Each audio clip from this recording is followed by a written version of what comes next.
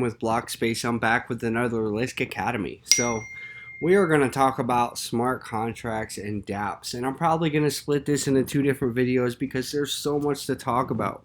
I know I say this all the time, but this feature in particular really excites me. It's one of the coolest things to come out of blockchain because it opens the door for an unlimited variety of different uses. And smart contracts really just they seal the deal for me because it allows us to cut through the red tape in the infrastructure. These are the contracts that basically, before, if you and I, we had an agreement that we had to come to, we would draft up a contract and both of us would have to agree upon it and then sign it and then execute. And even in executing, I have to trust that you are going to fulfill your end of the bargain, I'm going to fulfill my end of the bargain, and so on and so forth. But with a smart contract, it's written in code. It's really honestly just black and white.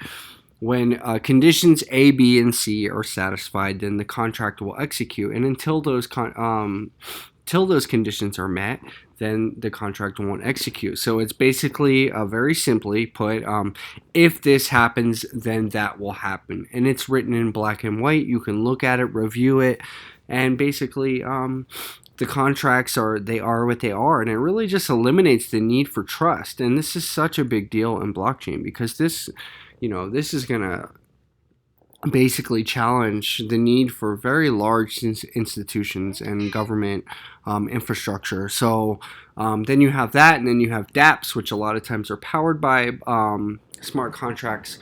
But basically here in the Lisk Academy, it talks about the first conceptualized smart contract was by Nick Szabo, and the concept was compared to a digital vending machine. So you select an item, the input required amount of cash, and then you receive your goods. So it's basically if the money is there, then you get your goods.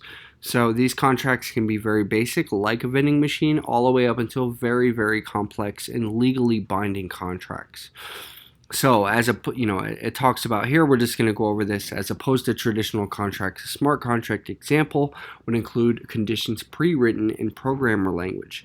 So I think moving forward, one of the things that we'll have to overcome is for normal people to be able to understand what is written in a smart contract. But I think over time that will become easier. And basically it talked about the automated pattern where if this happens, then do that, which is a very black and white 1 and 0 input output type of thing.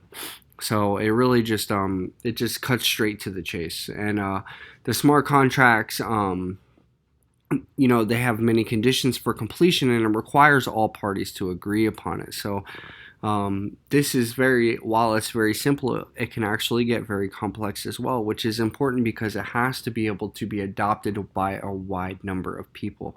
So with that, it's been 3 minutes. I really want to cover this correctly, so I'm going to come back tomorrow with another episode for smart contracts and Dapps. I hope you learned something. Remember, a vote for Blockspace is a vote for Lisk. Please consider voting for us. We are doing a lot of great things for the community, and we just want to help and facilitate knowledge and education to the wider audience so that Lisk and blockchain in general can be adopted by the masses. We believe in the potential. It's here.